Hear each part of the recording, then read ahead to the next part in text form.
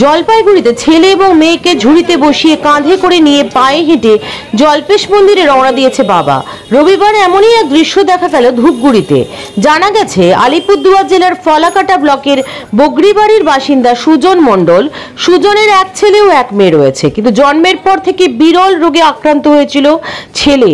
এরপর বিভিন্ন জায়গায় চিকিৎসা করানো হলেও রোগ সারেনি বলে সুজনের দাবি।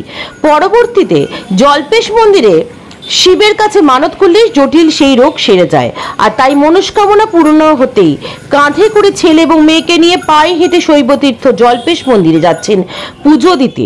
রবিবার সকালে মা, স্ত্রী এবং 2 সন্তান নিয়ে জল্পেশ মন্দিরের উদ্দেশ্যে রওনা দিয়েছেন সুজন। অন্যদিকে ছেলে অন্যদিকে মেয়েকে ঝুড়িতে বসিয়ে কাঁধে করে পায়ে হেঁটে মন্দিরের উদ্দেশ্যে যাত্রা শুরু করেছেন।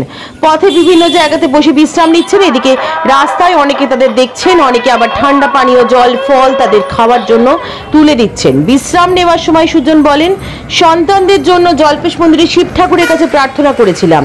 ঠাকুর আমার মনস্কামনা পূর্ণ করেছেন, সেই জন্যই এইভাবে ছেলে এবং মেয়েকে ঝুড়িতে বসিয়ে জল্পেশ মন্দিরে শিব ঠাকুরের কাছে পুজো দিতে যাচ্ছি। উল্লেখ্য, উত্তর পূর্ব ভারতের শৈবতীর্থ জলপাইগুড়ি জেলার ময়নাগুড়ির জল্পেশ মন্দিরে প্রতি বছর শ্রাবণ মাসে লক্ষাধিক পুণ্যার্থী আসেন।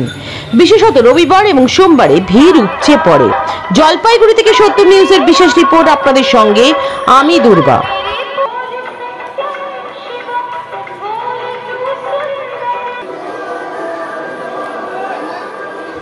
দেখতে থাকুন সত্যম নিউজ।